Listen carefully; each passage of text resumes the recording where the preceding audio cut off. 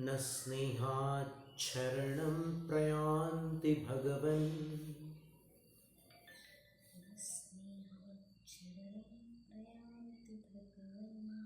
पादद्वयं ते प्रजा हेतुस्तत्र विचित्रदुःखनिचयः संसारघोरार्णवः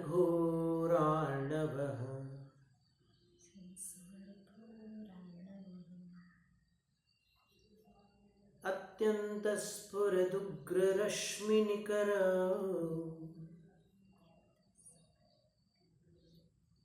व्याकीर्णभूमण्डलो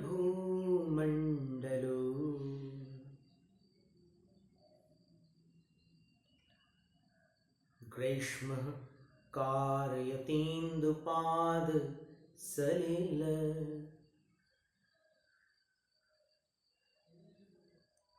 छायानुरागं रविः।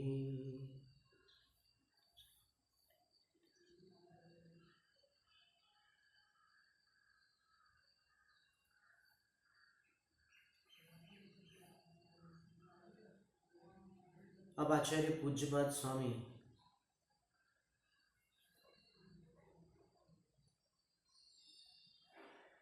शांतिनाथ अष्टक में जो दूसरा काव्य है उसमें फिर आगे अपनी भावना प्रस्तुत करते हुए कहते हैं क्रुद्धाशी विष दष्ट दुर्जय विषद ज्वालावली विक्रमो। क्रुद्धाशी विष दष्ट दुर्जय विषद, विष पर 12 अक्षर होते हैं, यति होगी। ज्वालावली विक्रमो, ये 7 अक्षर और होंगे तो इसके बाद फिर यति होगी। विद्या भेषज मंत्र तोय हवनैर, विद्या भेषज मंत्र तोय हवनैर। रेफ के र तक के उच्चारण करना होगा, तब 12 अक्षर होंगे। या तिप प्रशांतिन यथा, या तिप ये स्वराघात है, प्रशांतिन यथा। तद्वत्ते चरणारुणाम्बुजयुगस, 12 अक्षर है, थोड़ा सा मेहनत वाला काम है। तद्वत्ते चरणारुणाम्बुजयुगस स्तोत्रोन्मुखानां नृणाम्, स्तोत्रोन्मुखानां नृणाम् विघ्नाः काय विनायकाश्च सहसा शाम्यन्त्यहो विस्मयः।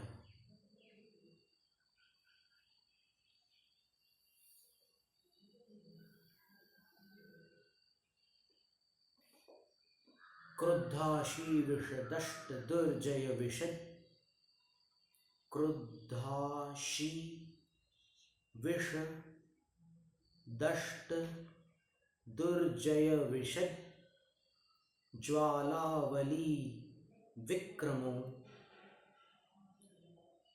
विद्या भेषज मंत्र तोय हवनैर, याति प्रशांतिं यथा।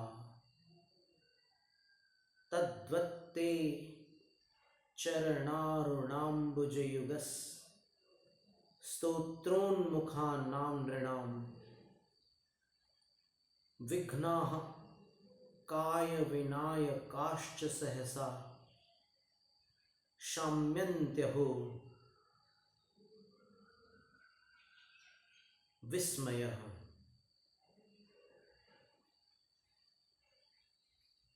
हम लय में पढ़ के सुनाते हैं।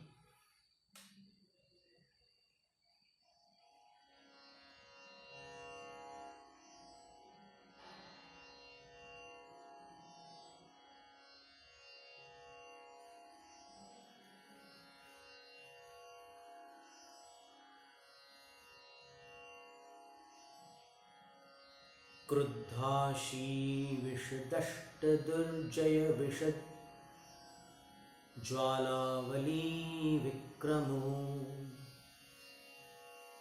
विद्याभीषज मंत्रतोय हवनैर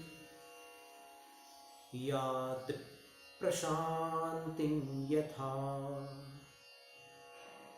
तद्वत्ते चरणारुणाम्बुजयुगस् स्तोत्रोन्मुखानां नृणाम् विघ्नाः कायविनायकाश्च सहसा शाम्यन्त्यहो विस्मयः। अब आप लोग दोहराना। क्रुद्धाशी विषदष्ट दुर्जय विशद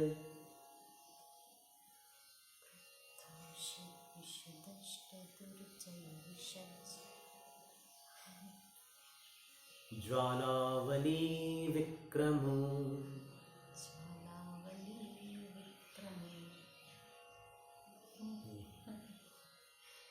विद्याभीषज मंत्र तोय हवनैर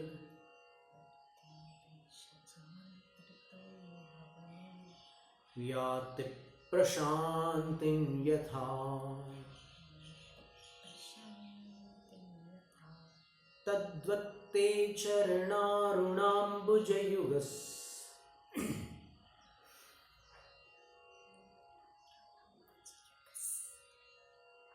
स्तोत्रोन्मुखानां नृणाम्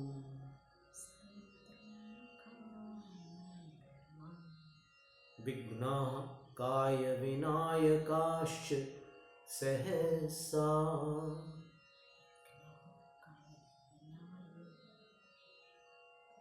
शाम्यन्त्यहो विस्मयः।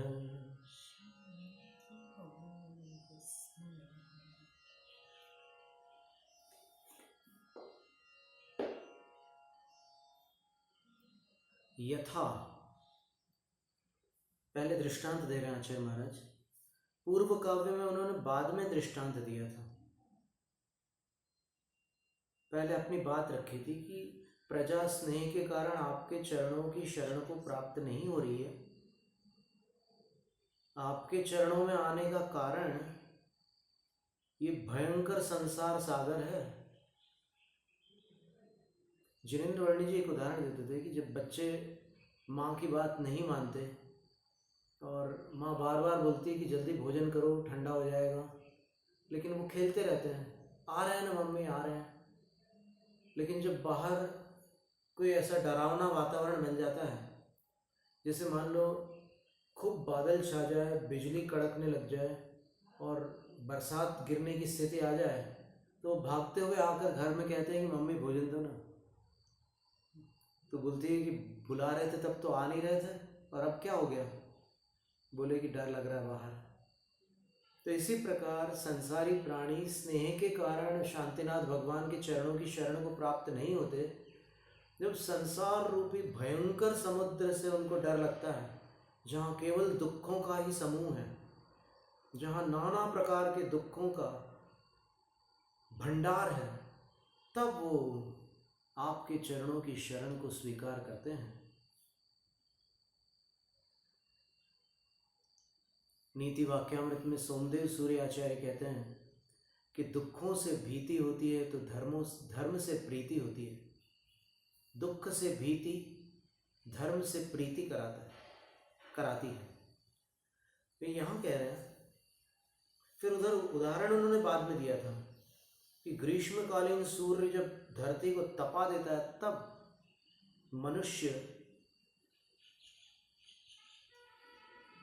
चंद्रमा की किरणें, जल और वृक्षों की छांव के प्रति अनुराग करने लग जाता है।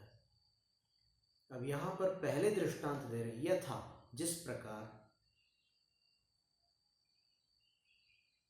क्रुद्ध आशी विष, आशी का अर्थ दाढ़ होता है। संस्कृत भाषा में दाढ़ को आशी कहते हैं।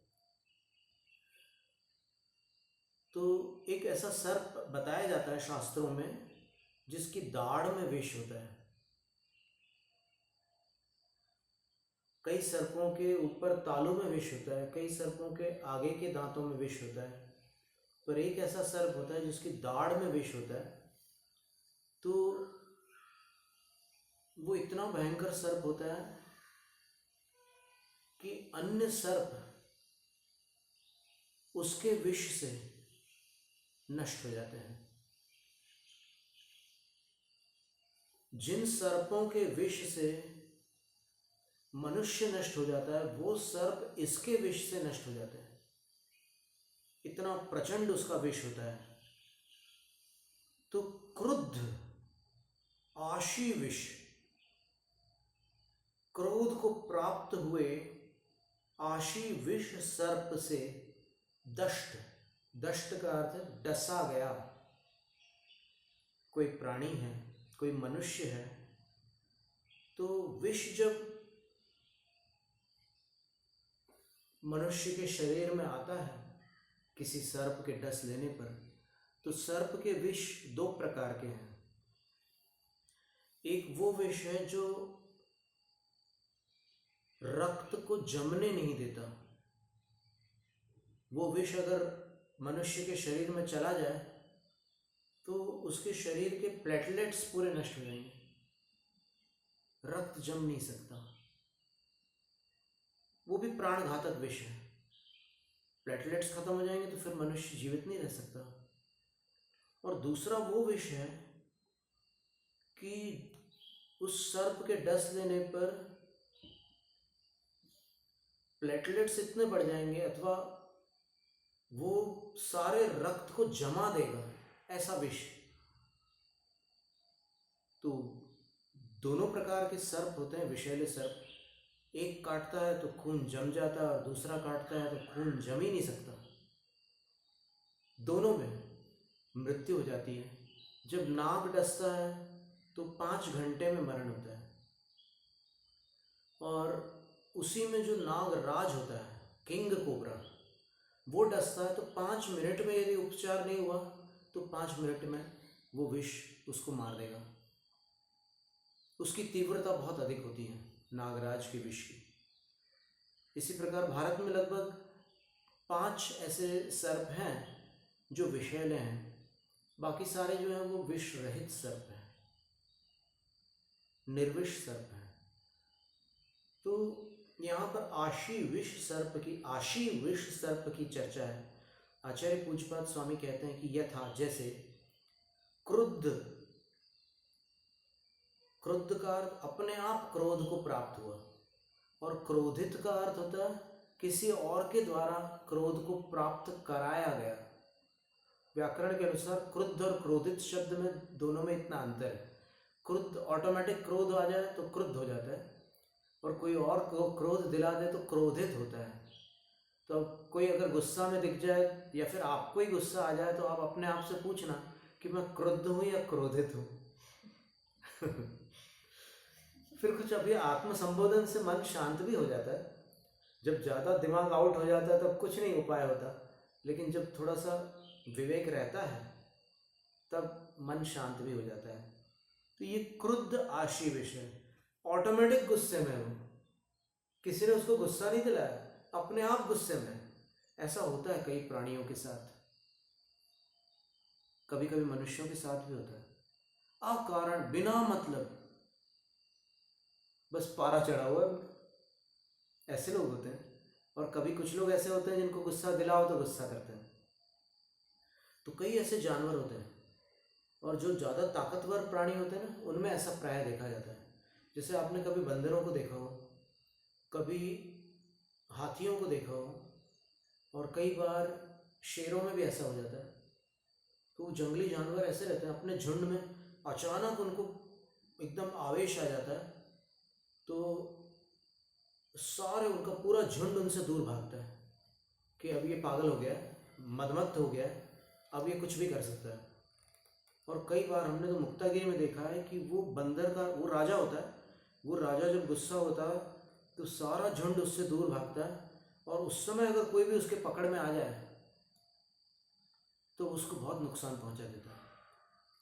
यहाँ तक हमने देखा है कि कई बार वो बंदर लोग एक दूसरे के हाथ को काट करके नीचे फेंक देते हैं, इतना उनको गुस्सा आता है। नीचे पड़े हुए हाथ भी देखने को मिल जाते हैं कई बार जंगलों में और फिर इधर उधर। मुक्तागिरी में तो ऐसा हो जाता था कई बार, बंदर जो गुस्सा हो जाता था तो फिर ऐसे आपे से बाहर हो जाता था। तो ये सर्प की ऐसी स्थिति है कि बिल्कुल गुस्से में है और डस लिया उसने किसी को। और सांप जब किसी को डसता है तो शास्त्रों में ऐसा उल्लेख है, देखिए अपन आपके सामने हम वो रखने का प्रयास करते हैं, एक जानकारी का विषय है।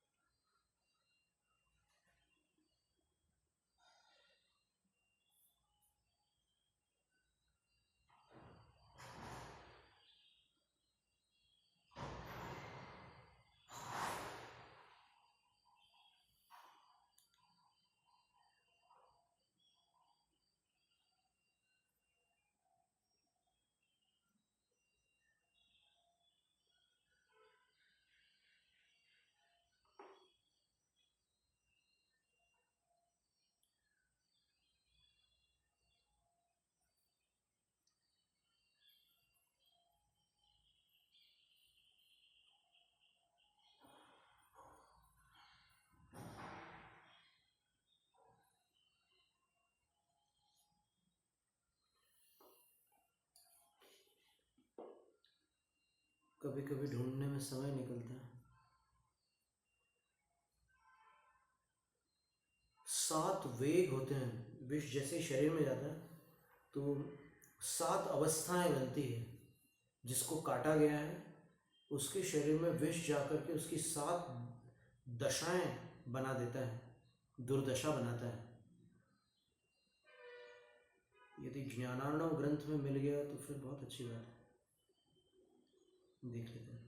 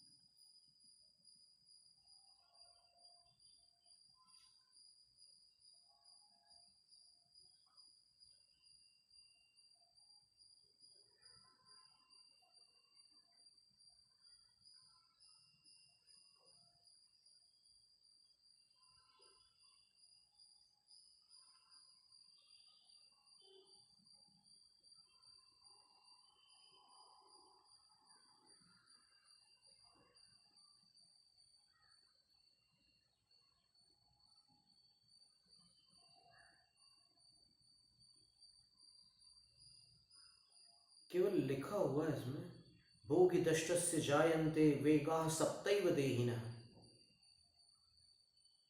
स्मर भोगीन्द्र दष्टानां दशस्युस्ते भयानकाः। 7 वेगों का वर्णन।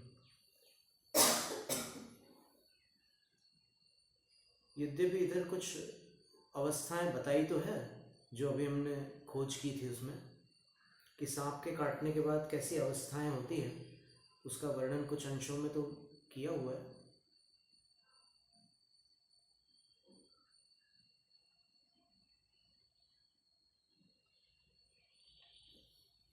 इसमें सबसे पहले लिखा है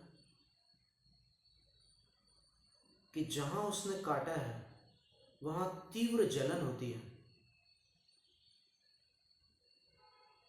फिर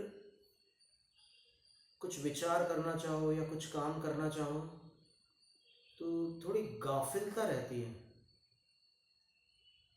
गाफिलता का अर्थ तंद्रा बोलते हैं उसको, और उसमें समाधि पाठ में आता है ना, समाधि भावना में गाफिल न होने पाऊँ, यानी बुद्धि ठीक से काम नहीं करती उस समय, वो ऐसी अवस्था होती है। फिर अवसाद, एकदम उदासी में चला जाता है वो, अवसाद में। फिर ऐसा लगता है कि उल्टी हो जाएगी, उल्टी हो जाएगी, उल्टी हो जाएगी। फिर उल्टी हो भी जाती है। मलमूत्र अपने वश में नहीं होते, अपने आप बाहर आ जाते हैं। शरीर शून्य होने लग जाता है, पलकें ऐसे भारी भारी हो जाती है। और कभी कभी जो चीज़ सामने रखी है, जैसे सामने एक फल रखा हुआ है, तो वो एक से अधिक दिखते हैं विष के चढ़ने पर। और कभी ऐसे आंखें फाड़ फाड़ करके देखने लग जाता है, कभी आंखें खोल नहीं पाता। और अंतिम जो वेग होता है उसमें मरण हो जाता है उसका, सर्पदंश। तो आचार्य पूज्यपाद स्वामी ने जो वर्णन किया उसमें यह है कि हे भगवान, जिस प्रकार क्रुद्ध आशी विष सर्प द्वारा डसा गया मनुष्य दुर्जय विष ज्वालावली विक्रम, उसके दुर्जय विष की ज्वालाएं और उन ज्वालाओं की पंक्ति के जो विक्रम होते हैं, जो पराक्रम होता है उसका, उसके जो वेग होते हैं, उनको प्राप्त हो जाता है। यानी विष के वेग उसके शरीर में प्रारंभ हो जाते हैं। तो वो जो विष के वेग हैं या विष का जो विक्रम अथवा पराक्रम है, जो उपद्रव है, वह हे भगवान, जिस प्रकार विद्या, गारुड़ी विद्या, सर्प विष निवारणी विद्या, नागदमिनी विद्या आदि बहुत सारी विद्याएं होती है सांप का जहर उतारने वाली, उन विद्याओं से भेषज और एंटी वेनम, अंग्रेजी भाषा में कहते हैं कि जहर का प्रतिरोध करने वाली, जहर को नष्ट करने वाली जो दवा होती है, वो औषध से, मंत्रों से और तोय, अभिषेक आदि के गंधोदक से और अभिमंत्रित जल से भी, हवन ही, हवनों से। देखिए, हवन को कुछ विद्वानों ने वैदिक परंपरा का अनुकरण बताया है। उनका ये अभिमत है कि जैन परिपाटी में हवन का कोई स्थान नहीं है। वैदिक परंपरा से हवन को जैनों ने स्वीकार किया। लेकिन एक बात बड़े महत्व की है कि अपने जो जैनाचार्य थे वो निर्ग्रंथ आचार्य थे। निर्ग्रंथ होने के साथ साथ वो अत्यंत निर्भीक भी थे। आपको ऐसे अनेक घटनाक्रम मिलेंगे जहां जैनाचार्यों ने बड़ी वीरता के साथ विरोधियों को पराजित किया है। ऐसे अनेक उदाहरण मिलेंगे। तो ये कैसे स्वीकार कर लिया जाए, ये उनका चिंतन है, विद्वानों का, उनका विचार है, जिसको बहुत से विद्वत श्रद्धालु लोग सच मानते हैं। जैसे कुछ विद्वानों का ऐसा अभिमत है कि जनेऊ पहनना जैन धर्म में नहीं था, लेकिन एक ऐसा काल आया जब जनेऊधारियों का बड़ा वर्चस्व हो गया भारत में, तब जैनाचार्यों को भी जनेऊ को जैन परंपरा में जैन पद्धति से स्वीकार करना पड़ा। इस विषय में केवल इतना ही कहा जा सकता है कि जैनाचार्य किसी अन्य परंपरा की क्रिया को जैनीकृत करके स्वीकार कर ले, ये जैनाचार्य का स्वरूप नहीं है। जैनाचार्य जो शुद्ध आगम परंपरा चली आ रही है, जिसको श्रुत परंपरा कहते हैं, आगम धारा कहते हैं,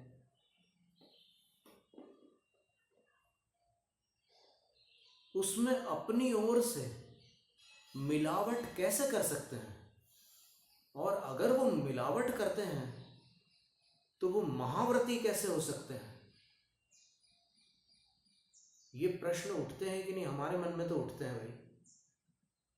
हमें जिनवाणी में लिखी हुई किसी भी बात पर शंका नहीं होती कि ये किसी परिस्थिति के कारण, काल के प्रभाव से या किसी दबाव में आकर आचार्यों को लिखना पड़ी ये बात, ऐसा हमें कहीं से भी स्वीकार नहीं होता।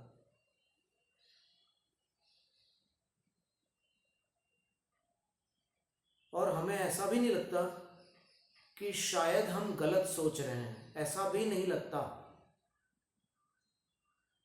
इतना प्रगाढ़ श्रद्धान है हमारा पूर्वाचार्यों के प्रति कि हमें ये गले उतरता ही नहीं कि उनको मजबूर होकर कोई चीज लिखनी पड़ी हो शास्त्रों में।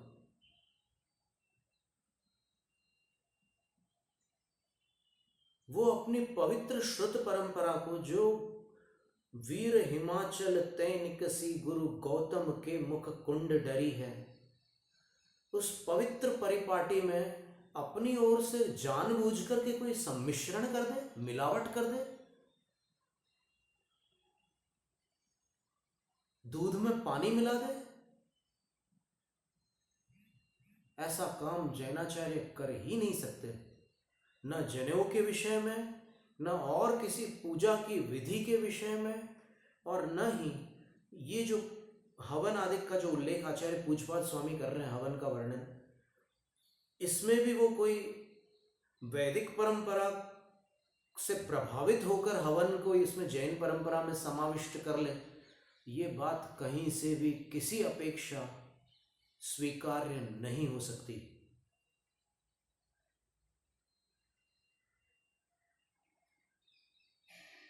और यदि ऐसा मानते हैं कि उन आचार्यों को काल के प्रभाव से ऐसा करना पड़ा, तो वो आचार्य शुद्ध जैन परंपरा को दूषित करने वाले आचार्य कहलाएंगे।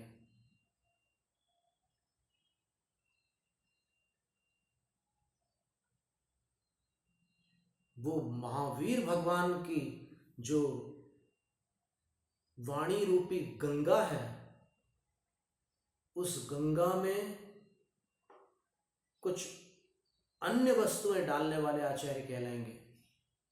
और ऐसा संभव नहीं है, क्योंकि रैणसार ग्रंथ की तीसरी गाथा में लिखा है कि जिनवाणी के विषय में, बहुत ध्यान से सुनना इस बात को, एक सम्यक दृष्टि जीव झूठ बोल सकता है कि नहीं? इस प्रश्न का उत्तर है कि दुनियादारी में बोल सकता है।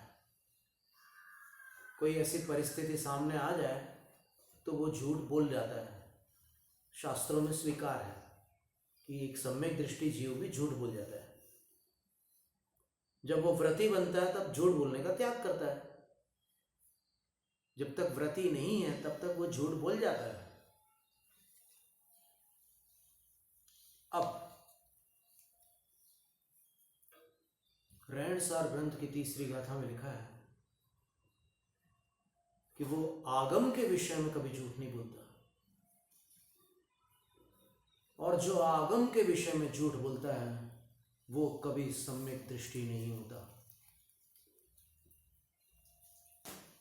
मधुसूदनान बलेन सच्छंदम जंपदे जिणुदिठम जो सो होई कुदिठी न होई जिण मग्ग लग रवो।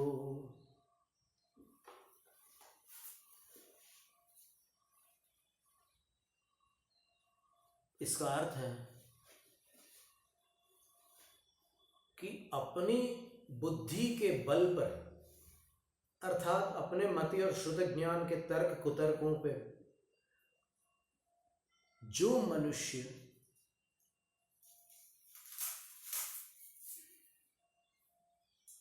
जिणोत्तिष्ठम स्वच्छंदम जंपदे, जिनवाणी का स्वच्छंद होकर व्याख्यान करता है, अर्थात जिनवाणी का जो मूल अर्थ है उसको छोड़कर मनमानी व्याख्या करता है, सो होई कुदिठी, वह कुदृष्टि मिथ्या दृष्टि होता है। न होई जिन मग्ग लग रहो, वह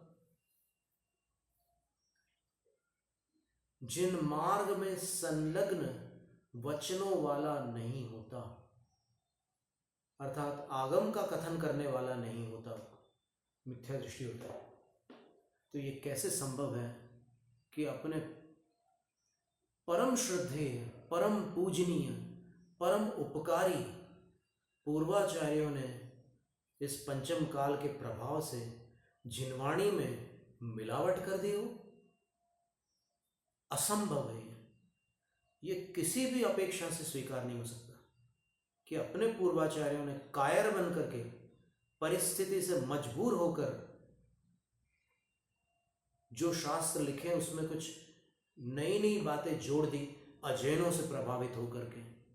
कैसी उल्टी बात करते हो। ऐसा विचार करने वाली जो बुद्धि है, वो बुद्धि भी क्या सम्यक दृष्टि की बुद्धि हो सकती है कि जिसको अपने पूर्वाचार्यों पर शंका है, जो अपनी मां को मां मानने को तैयार नहीं है, वो पुत्र पुत्र कैसा हो सकता है?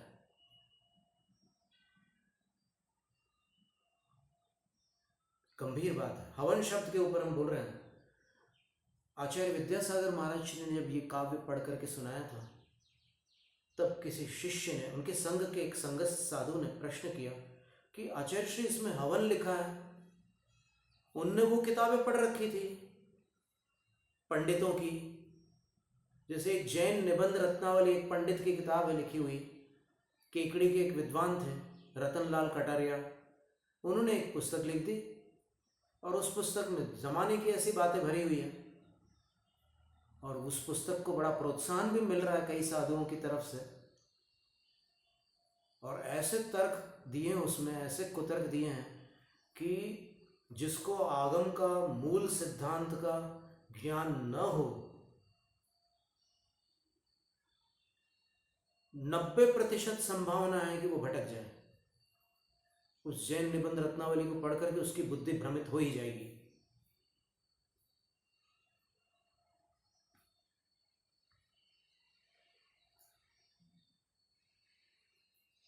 कितनी सारी बातें उसमें ऐसी भरी हुई हैं। तो उन्होंने आचार्य श्री से पूछ लिया कि आचार्य श्री, इसमें हवन लिखा है। आचार्य श्री समझ गए कि ये प्रश्न कहाँ से आ रहा है। वो समझ गए कि कोई वो लेख पढ़ा होगा इन्होंने। तो आचार्य श्री ने बोला, मैं क्या करूं, पूज्यपाद आचार्य लिख रहे हैं, मैं क्या करूं। कितनी बड़ी बात है।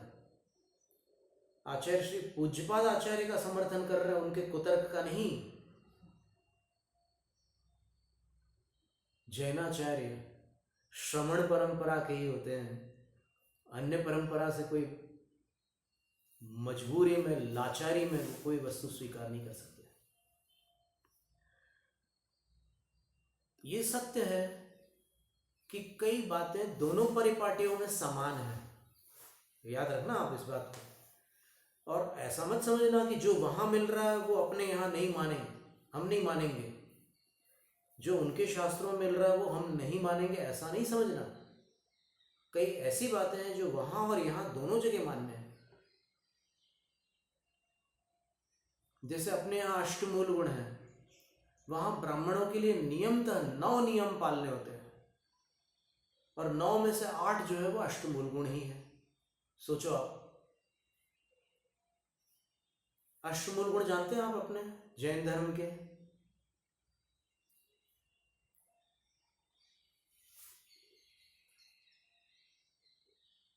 पुरुषार्थ सिद्धि उपाय में, सागार धर्मामृत में, सभी श्रावकाचारों में अष्टमूल गुणों का वर्णन है।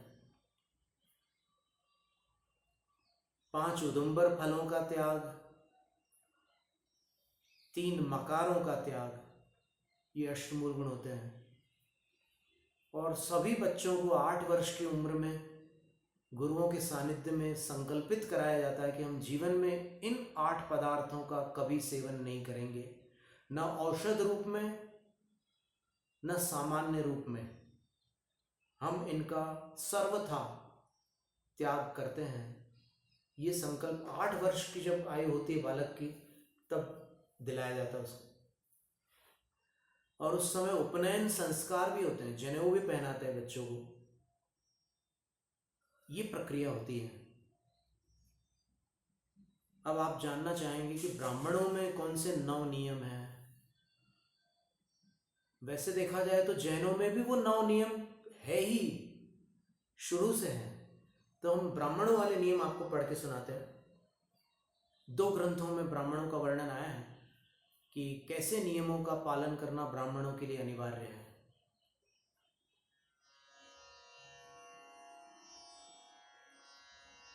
मद्य मांस मधु त्यागी,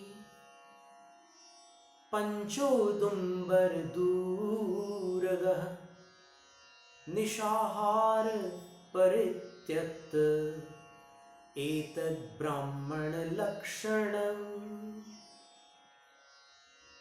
मद्य मांस मधु त्यागी, त्यक्तोदुम्बर पंचकः, निशाहार परित्यागी, चैतद ब्राह्मण लक्षणम।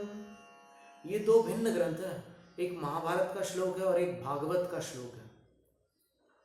दोनों श्लोकों में ब्राह्मणों के लिए क्या बताया कि ब्राह्मण की पहचान है कि वो 9 वस्तुओं का त्यागी हो। कौन सी 9 वस्तुएं हैं?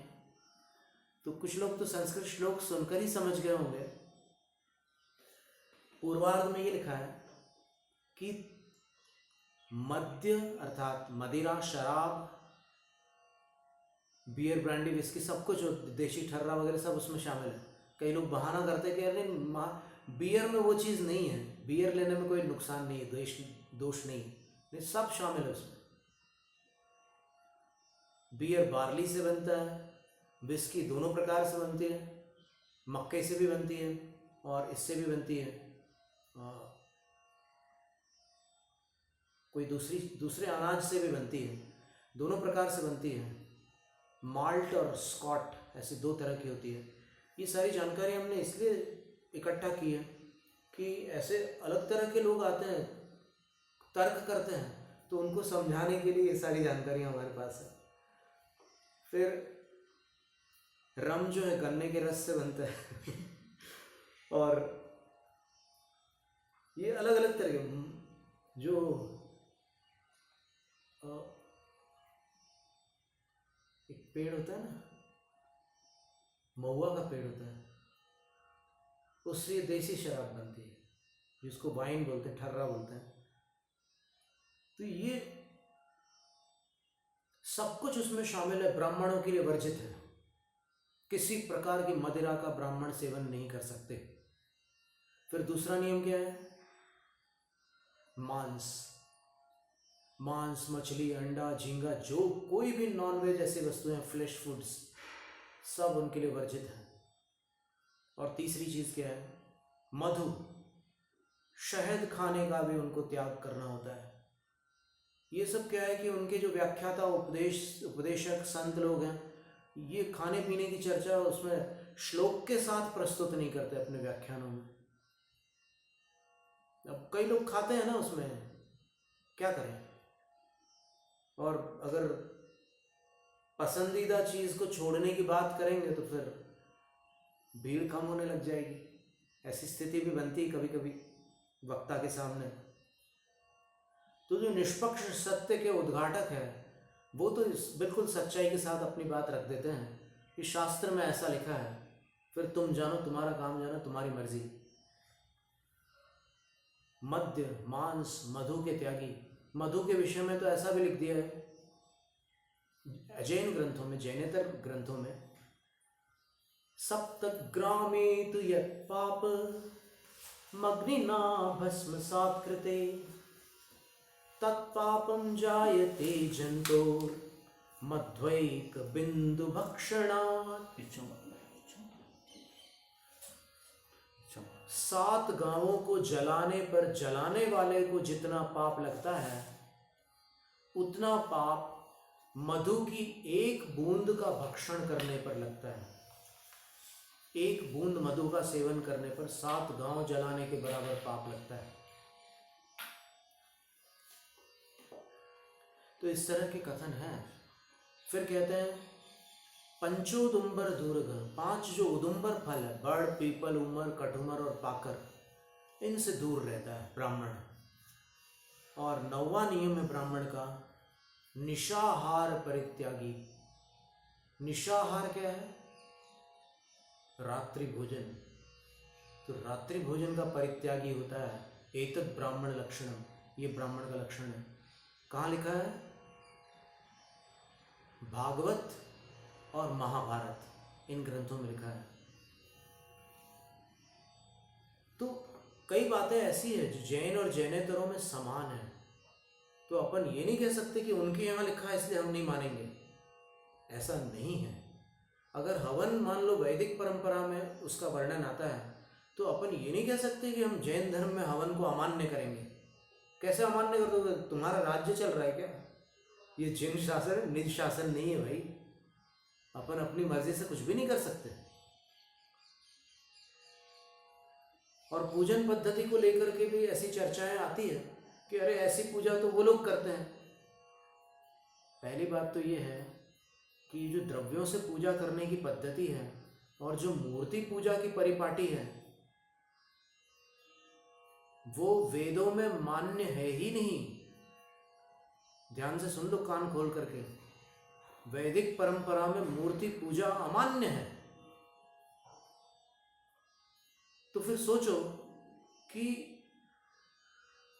मूर्ति पूजा की जो पद्धति है उसका अनुकरण वैदिक मान्यता वालों के यहां से जैन लोग कैसे कर सकते हैं? जब वहां मूर्ति पूजा है ही नहीं तो फिर अपन वहां से कैसे अनुकरण कर सकते हैं? तो अपने शास्त्रों में जो पूजा विधियां दी हुई है उसका प्रचार इतना रहा पहले। आप एक बात सुनो, आप 200 वर्ष पूर्व जयपुर में जो जिन पूजा होती थी उसका इतिहास आप देखिएगा, अभी मिलता है, वर्णन मिलता है उसका कि जयपुर के मंदिर में जिनालय में जिनेंद्र भगवान विराजमान है। इस तरफ 500 पुरुष और उस तरफ 500 नारियां। भगवान के बाएं हाथ की तरफ 500 नारियां और भगवान के दाहिने हाथ की तरफ 500 पुरुष। 1000 लोग मिलकर के संगीत के साथ, 64 बाजे बजते थे, संगीत के साथ भगवान की पूजा करते थे। और इतनी भव्य पूजा होती थी कि उस पूजा को सुन करके अजैन लोग रास्ते पर खड़े हो जाते थे। कौन अनुकरण करेगा? अपन अनुकरण करेंगे या फिर जो प्रभावित होगा वो अनुकरण करेगा? तो ये कैसी चिंतन धारा है, समझ में नहीं आती कि अपन अपने आचार्यों का सम्मान कम कर रहे हैं कि उनने वहां बाहर से ली वो बातें। नहीं, उनने बाहर से कुछ नहीं लिया। उनके पास सब कुछ था, उनको लेने की आवश्यकता ही नहीं पड़ी।